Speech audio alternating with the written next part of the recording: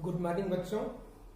आज हम कक्षा 7 की विशेष रूप से व्याकरण का कक्षा 7 में जो व्याकरण है आपकी कक्षा में संधियां, तो आज संधियों को हम आपको विस्तृत रूप से पढ़ाएंगे।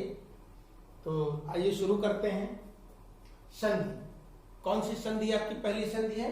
वृद्धि रेच वृद्धि संधि। वृद्धि संधि का जो सूत्र है वो है वृद्धि रेच सूत्र।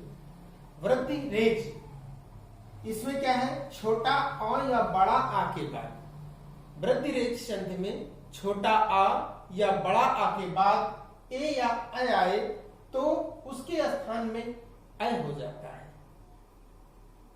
अर्थात छोटा आ या बड़ा आ के बाद जब संधि विच्छेद करेंगे तो छोटा आ या बड़ा आ धन ए अ बराबर अ हो जाता है। उदाहरण से जब आपको समझाएंगे तो अच्छी तरह से समझ में आ जाएगा। इसी तरह छोटा आ या बड़ा, इसी को हम ह्रस्व आ या दीर्घ आ के बाद ओ या अ हो तो दोनों के स्थान पर अ हो जाता है। अर्थात छोटा आ या बड़ा आ यानी कि ह्रस्व आ या दीर्घ आ के बाद ओ या अ आए तो उसका दीर्घ अ हो जाता है। एक तरह से बिल्कुल छोटा आ या बड़ा आ के बाद ए या अ आए तो अ हो जाता है। छोटा आ या बड़ा आ के बाद ओ या अ आए तो अ हो जाता है। कैसे? उदाहरण सहित बताते हैं आपको। जैसे अत्रैव, अत्र धन एव, इसका जब विच्छेद करेंगे तो अत्र धन एव हो जाता है। यहां पर त्रा आया है तो अत्र धन एव, बहुत ही बारीकी से समझिएगा। अत्र धन एव तो त्रा में अ की मात्रा लगी हुई और इधर ए। जब विच्छेद करेंगे तो धन के पहले और धन के बाद का बिल्कुल अलग अलग देख लेते हैं। त्रा धन ए, यहाँ त्रा लिखा हुआ है, यहाँ ए लिखा हुआ है। त्रा में आ की मात्रा लगी हुई है और इधर ए। अ धन ए बराबर अ, ये हमने बताया कि अ धन ए बराबर अ हो जाता है, यानी कि अ इधर अ या अ। इसी तरह से अ की मात्रा कैसे लगती है? ऐसे, यानी कि ऊपर दो झंडियां। इसी तरह से आर और ए वह बचा था तो त्रा और ए के मिला दिए तो त्रय हो गया। यहां हमने समझने के लिए किया हुआ है त्रा धन ए, यानी कि इस त्रा और ए को, इन्हीं दोनों को हम संधि करते हैं। त्रा और ए तो त्रय बना, ये समझने के लिए हमने बनाया है। ये जो त्रा धन अ, यह समझने के लिए कि त्रा से हमने आ निकाला और ए से ए, इस तरह से अ बना, इस तरह से ये अब त्रय हुआ। फिर से समझ लीजिए, अत्र धन एव, अत्र त्रा में और ए में, इन्हीं में संधि करते हैं त्रा और ए में। तो त्रा में आ की मात्रा लगी है और ए लिखा हुआ है। अ धन ए बराबर हमने बताया कि अ हो जाता है। तो इस तरह से अ हुआ, इस तरह से अत्रैव इसका संधि कर देंगे। अगला देखिए, तथैव, तथा धन एव। संधि विच्छेद करने में एक बात और समझने योग्य है कि धन के पहले और धन के बाद दोनों का अर्थ सार्थक होना चाहिए, यानी कि दोनों का अर्थ निकलना चाहिए। ऐसा नहीं कि हम विच्छेद करें और ऐसा विच्छेद कर दें कि जिसका कोई अर्थ ना हो, तो वो सार्थक होना चाहिए, दोनों का मतलब निकलना चाहिए। यदि दोनों का मतलब नहीं निकलता है तो इसका मतलब संधि गलत है। तो ये संधि विच्छेद करते समय आपको ध्यान रखना है। तथा धन एव, यहां भी हमने समझने के लिए किया है। वैसे आपको एग्जाम में या उत्तर देते समय इसको नहीं लिखना है। था और ए, था और ए का हम योग करते हैं। था धन ए बराबर थ। इसी तरह से था में बड़ा आ की मात्रा लगी हुई है, इधर ए लिखा हुआ है। अ धन ए बराबर अ, यहां पर अ की मात्रा ये हमने बताया कि दीर्घ अ हो जाता है, यानी कि वृद्धि हो जाती है उसकी। तो तथैव, इसी तरह से ये तथैव बना। तथा धन एव, इस तरह से तथैव बना। ठीक। जन ऐक्यम, जन धन ऐक्यम, ना में आ की मात्रा लगी हुई है और इधर अ लिखा हुआ है। अ धन अ बराबर अ हो जाता है। इस तरह से जनैक्यम बना। महेश्वर्यम, महा धन ऐश्वर्यम, हा में महा बड़ा आ की मात्रा लगी हुई है, ऐश्वर्यम अय तो बड़ा आ धन बराबर अय कहेंगे। इस तरह से महाश्वर्यम होगा। जलौघा, जल धन ओघा, ला में छोटे आ की मात्रा है, धन आ, इधर देखिए ये ला और ओ, इधर ला में छोटे आ की मात्रा, इधर ओ है, तो आ धन ओ बराबर आओ। इस तरह से दोनों को मिला देंगे तो जलौघा हुआ। ला में हम औ की मात्रा जोड़ दिए तो जलौघा हो गया।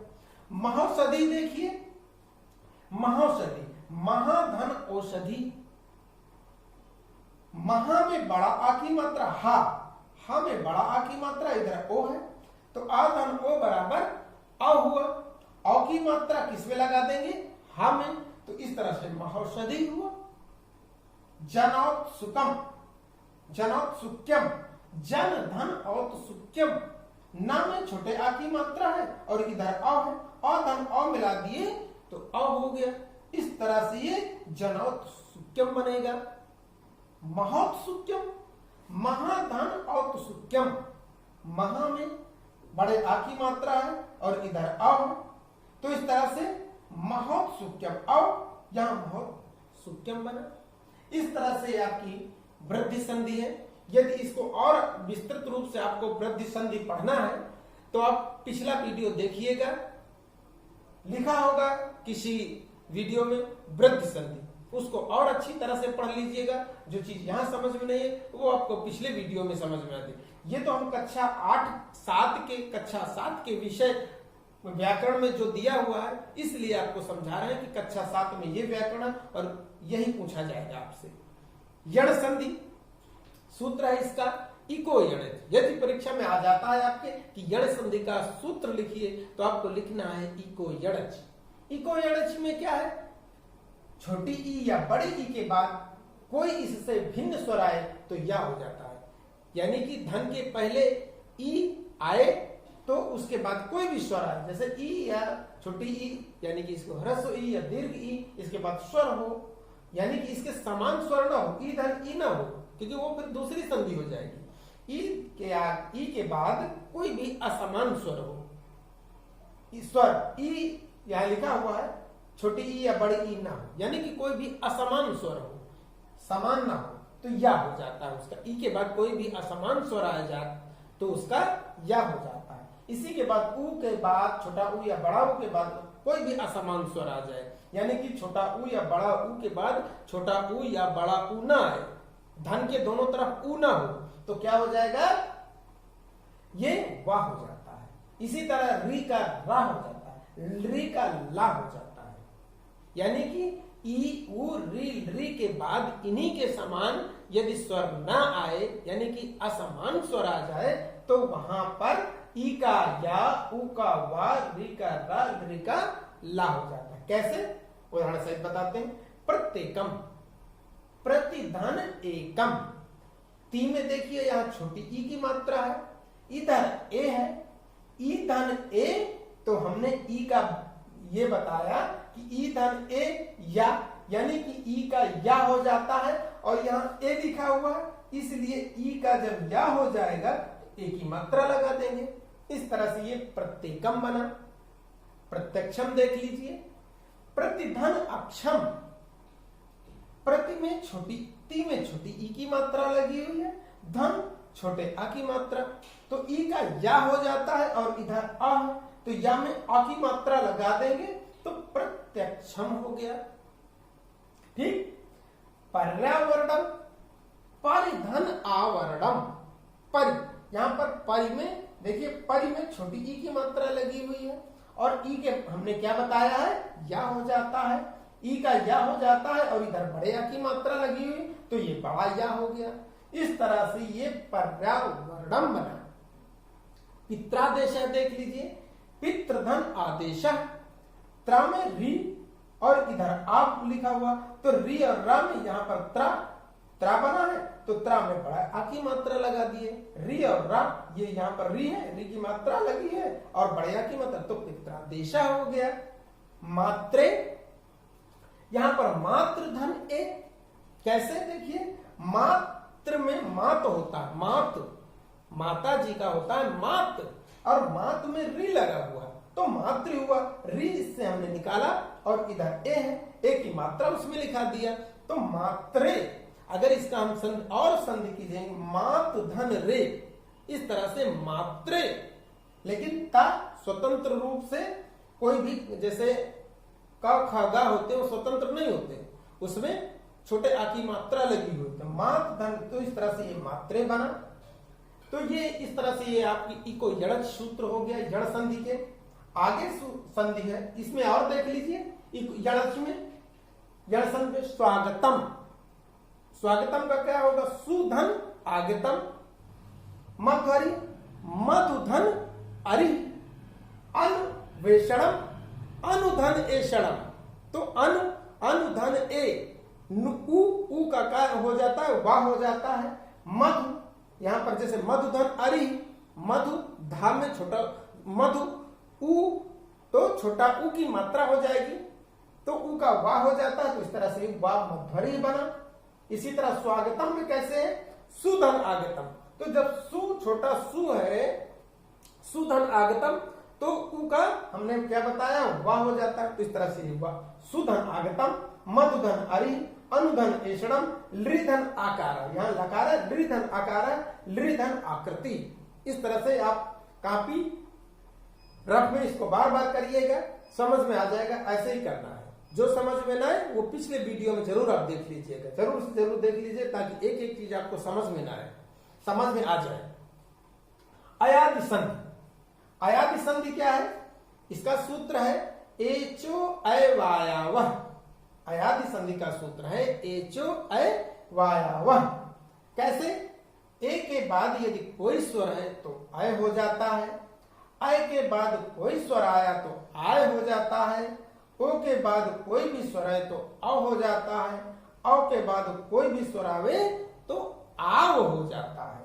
कैसे, देखिए आगे, नय नम, ने धन अनम, तो न में एक ही मात्रा है, और धन आ, ए के बाद यदि आ आया है तो क्या हो जाता है, हमने क्या बताया, ए का अय हो जाता है। इस तरह से ये अय, तो यहां पर नय नम, ठीक। गायक, गय धन अकह, यहां पर अय धन आ धन आ, यहां पर गय धन अकह, यहां पर गा में अय की मात्रा लगी हुई है और इधर अकह में आ है। इस तरह से ये आय हुआ, अय का आय बना और ये गायक बन गया, ठीक। पवन, पो धन अनह, ओ इधर ओ की मात्रा है और इधर धन आ है। अब इस तरह से अब हुआ, इस तरह से पावना बना, पावकह, पाव धन अकह, तो यहां अ धन अ, तो इसका पाव आव इसमें बनेगा, यहां पर पावकह, आव यहां पर आव होगा, यहां पर आव, इस तरह से, तो ये पावकह बनेगा आगे।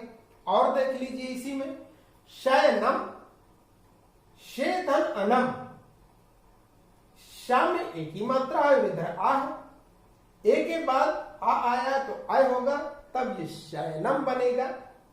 संचय, संच, संचय धन अह, यहां पर एक ही मात्रा है, धन आ है, तो इस तरह से आय हुआ, संचय।